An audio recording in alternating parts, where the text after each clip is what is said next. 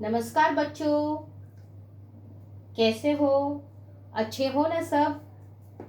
अपना और अपने परिवार का हमेशा ध्यान रखो, मास्क पहनो और हमेशा हाथ धोते रहो। कक्षा 6 विषय हिंदी की इस वीडियो में मैं आपका स्वागत करती हूँ। बच्चों, इसके पहले हमने हमारे हिंदी विषय में पाठ 1 चित्रपाठ, कविता 2 एक जगत एक लोक और मेरा प्रिय प्राणी निबंध पूर्ण किया। आज अब हम हमारे नए पाठ की ओर आगे बढ़ते हैं। आज का हमारा पाठ है समझदार नन्ही, जो एक कहानी है। तो चलो बच्चों, अब हम हमारे पाठ की ओर आगे बढ़ते हैं। बच्चों, हमारा पाठ है पाठ 3 समझदार नन्ही।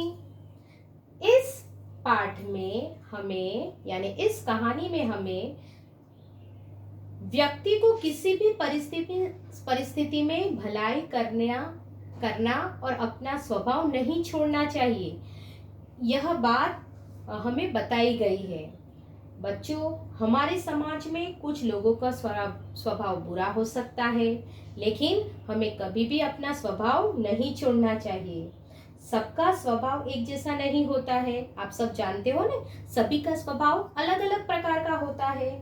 अच्छे स्वभाव वाले लोग हमेशा अच्छे काम करते हैं, वे दूसरों की भलाई करते हैं। बुरे स्वभाव वाले लोग बुरे काम करते हैं, जो उनका भला करते हैं उनके साथ भी वे बुरा व्यवहार करते हैं। मगर हमें किसी भी स्थिति में किसी का बुरा नहीं करना चाहिए। मैं आपको रहीम जी का एक दोहा बताती हूँ, जिसमें रहीम जी ने कहा है, जो रहीम उत्तम प्रकृति का करी सकत कुसंग, चंदन विश्व व्यापत नहीं लिपटे रहत भुजंग। यानी इस दोहे का भावार्थ समझाऊं तो गुजराती में आ दोहामा कवि कहे छे के જેમ ચંદનના વૃક્ષ પર સાપ હંમેશા લપટાયેલા રહે છે, ચંદનના વૃક્ષ પર એટલે કે લપટાયેલા એટલે વીંટળાયેલા રહે છે હંમેશા, તો પણ ચંદનના વૃક્ષ પર ઝેર ચડતું નથી।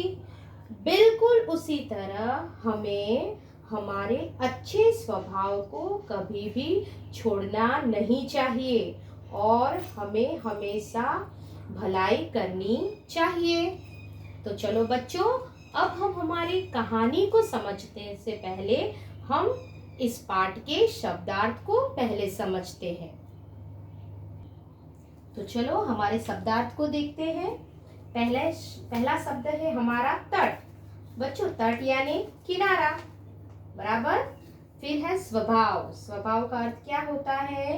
प्रकृति, बराबर। मैंने आगे बताया कि सभी का स्वभाव कैसा होता है, अलग अलग होता है, तो उसका दूसरा अर्थ हो सकता है प्रकृति। सहसा, सहसा यानी एकाएक। फिर है खिसियाकर। खिसियाकर यानी लज्जित होकर। क्या होकर? लज्जित होकर। निर्दोष, निर्दोष यानी बेकसूर, दोष रहित। राह, राह यानी रास्ता। प्रसन्न, प्रसन्न यानी खुश। दलदल, दलदल यानी गीली जमीन, जिसमें खड़े होने पर पांव घसता चला जाए, यानी गीली जमीन। या फिर इसे हम क्या कह सकते हैं? कीचड़ भी कह सकते हैं बच्चों, बराबर। एक बार यहाँ वापस देख लेते हैं। खिसियाकर, लज्जित होकर, बराबर। लज्जित होकर यानी शर्म से पानी पानी होना, बराबर। ये आपको मुहावरे में भी आ सकता है। तो यह शब्दार्थ। तो चलो बच्चों, अब हम हमारी कहानी को समझते हैं। बच्चों, हमारी कहानी जो है समझदार नन्ही, इस कहानी को लिखा है शंकर सुल्तानपुरी जी ने।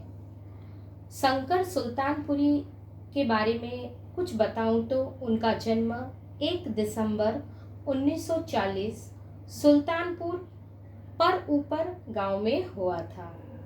हिंदी साहित्य में उनका बड़ा झुकाव था। बहुत से उपन्यास, कहानी, पुस्तकें उन्होंने लिखी है। उनकी मृत्यु लखनऊ के लोहिया अस्पताल में 18 फरवरी 2019 को हुई थी।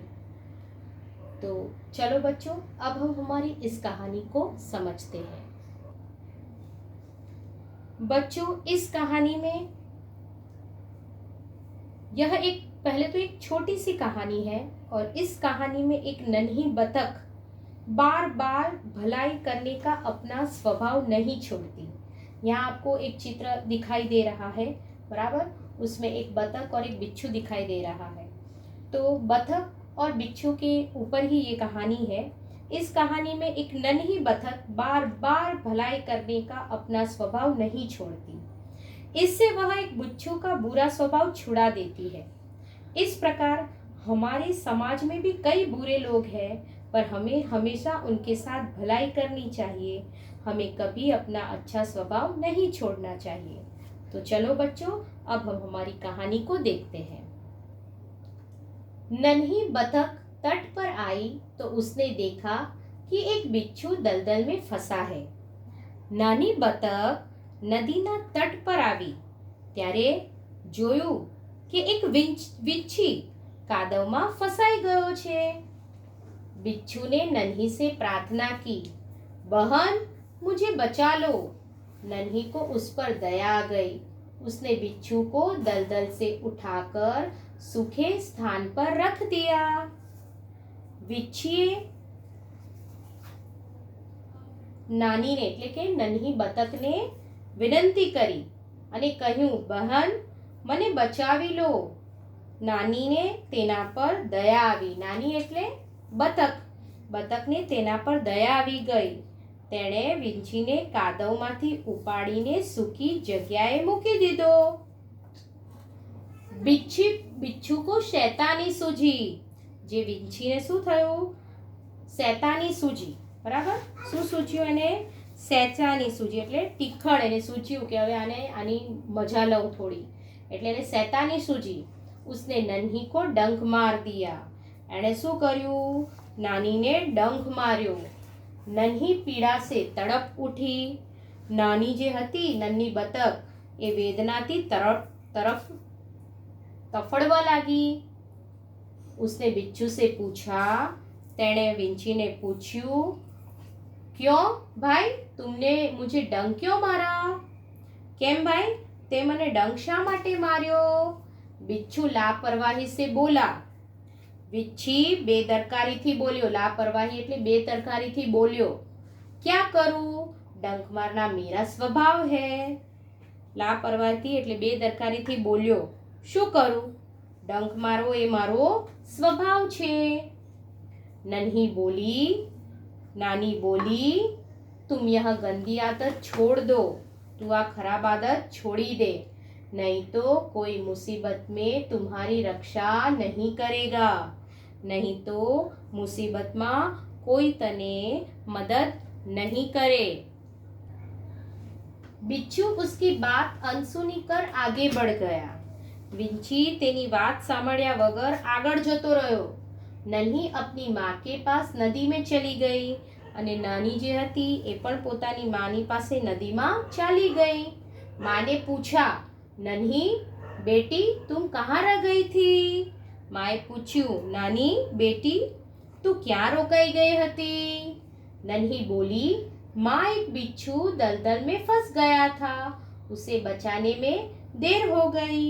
नानी बोली, माँ एक વીંછી કાદવમાં ફસાઈ ગયો હતો, તેને બચાવતા મોડું થઈ ગયું।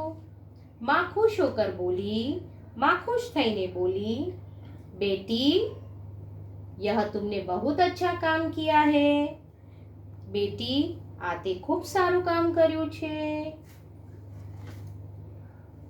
વિદ્યાર્થી મિત્રો, આજે આપણે આપણો આ પાઠ એટલે કે આ કહાની અહીં સુધી જ જોઈશું।